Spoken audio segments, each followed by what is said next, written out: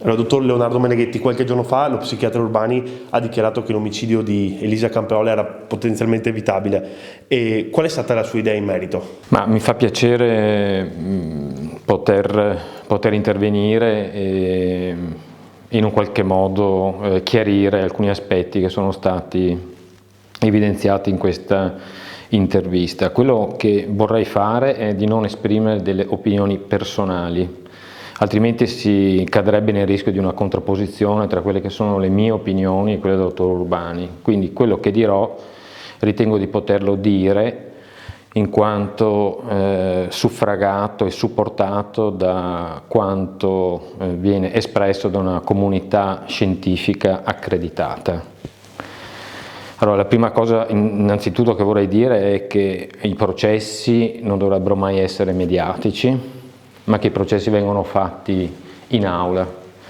Questo vuol dire che nessun psichiatra, nessuna equipe si sottrae alla responsabilità di capire qual è la propria eventuale ruolo in eventi così tragici, ma questo dovrà avere un corso che è già iniziato, perché sono già state chieste ovviamente tutta la documentazione clinica e in un qualche modo si tratterà di capire quale responsabilità eventualmente la psichiatria può avere rispetto alla possibilità che questo evento fosse evitabile.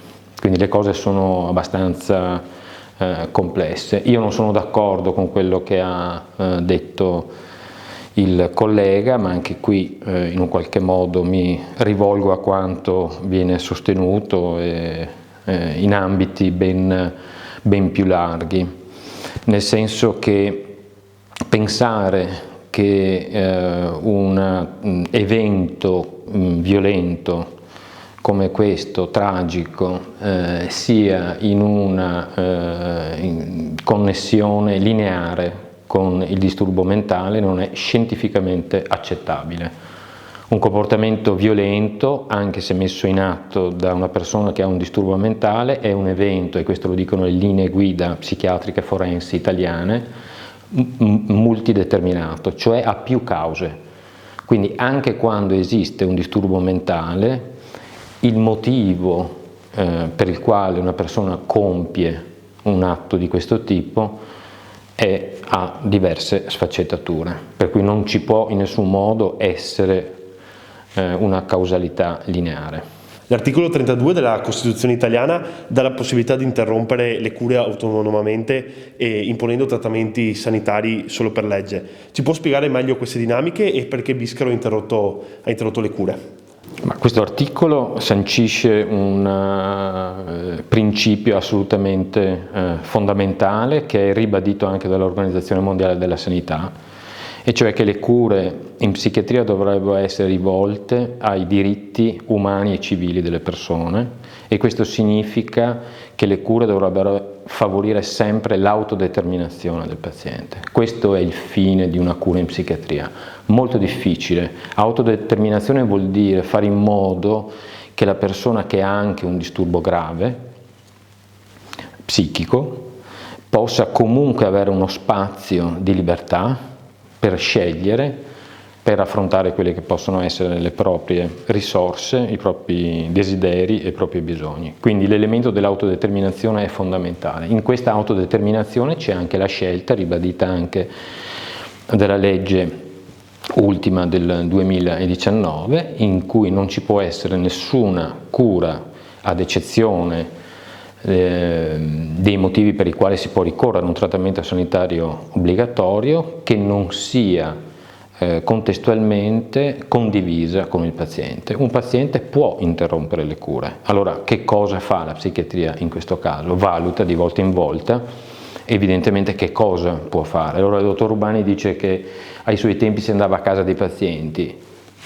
Visite domiciliari ne facciamo quotidianamente in tutti e 4 centri di salute mentale di Treviso e nei centri di salute mentale di tutto il Dipartimento. Gli operatori vanno a casa dei pazienti, ma non si può pensare che le cose si risolvono né con i trattamenti sanitari obbligatori, i quali, se devono essere fatti, si fanno, ma nessun trattamento sanitario obbligatorio risolve un percorso di cura lungo e difficile, e né tantomeno, perché sarebbe estremamente semplicistico pensare che siano sufficienti i farmaci, che lui accenna ai farmaci long acting. Ha perfettamente ragione che dire che la patologia mentale deve essere curata con i farmaci, ma i farmaci sappiamo che non sono l'unico elemento dirimente all'interno di una cura di una persona con un disturbo mentale. Qual è il ruolo dell'azienda sanitaria nel campo della cura delle malattie psichiatriche e nella prevenzione di episodi come quello di Moriago? Il ruolo è quello di proporre una cosiddetta psichiatria di comunità. La salute mentale non la fa solamente l'azienda sanitaria, non la fa solamente il Dipartimento di Salute Mentale, la fa in questo caso il Dipartimento di Salute Mentale insieme agli utenti, insieme ai familiari, insieme agli enti locali e insieme alla comunità tutta. L'obiettivo principale di un Dipartimento di Salute Mentale è quello della cura e della prevenzione, che è un percorso estremamente complesso che noi in un qualche modo proponiamo insieme a tutta un'altra serie di attori indispensabili in questo campo. Come è strutturata la psichiatria trevigiana ed è vero, come sostengono alcuni, che ci sono stati dei tagli? Non è che ci siano stati dei tagli all'interno dell'USL. Se ci si riferisce alla mancanza di medici, questa mancanza di medici non è certamente una conseguenza di scelte della direzione strategica, la quale si muove da sempre, si è mossa, io sono qui da 2 anni, semmai in modo esattamente opposto, cercando in tutti i modi di proporre concorsi, contratti libero professionali. Il problema è che gli psichiatri sono sempre meno, e allora quello che noi stiamo facendo, questo rispetto a molti anni fa, quando gli psichiatri erano molti di più, allora noi stiamo cercando di fare in modo sempre di più di valorizzare tutte le figure professionali esistenti, fondamentali, che sono gli infermieri, gli educatori, gli assistenti sociali e gli psicologi.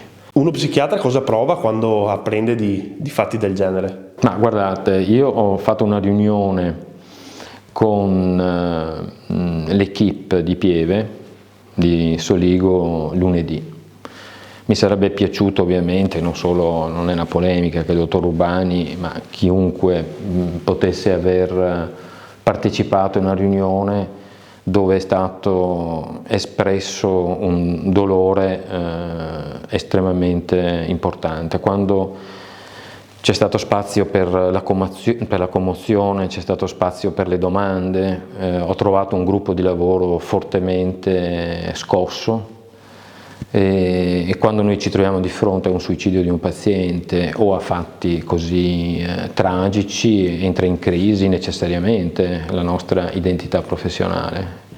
Non possiamo non chiederci che cosa abbiamo fatto, che cosa non abbiamo fatto, però in questo caso il paziente aveva interrotto le cure in accordo con i familiari. Da quando ha interrotto le cure, dopo un lungo periodo di presa in carico, il servizio non ha avuto più nessuna segnalazione. Quindi quando un paziente interrompe le cure è totalmente evidente che alla prima segnalazione un servizio non rimane con le mani in tasca, quindi si propone attivamente. Però quello sorta di stato di polizia a cui accennava il dottor Urbani io non lo voglio. Non possiamo pensare di fare una psichiatria a forza di trattamenti sanitari obbligatori o di long acting, cioè di farmaci per via intramuscolare. Ribadisco ancora una volta, questi sono aspetti ai quali anche noi incorriamo, ma la cura in psichiatria è estremamente più complessa. Che ruolo hanno i medicinali, le medicine nella cura di queste malattie? I farmaci hanno un ruolo importante, fondamentale nel caso si tratti di malattie e disturbi gravi.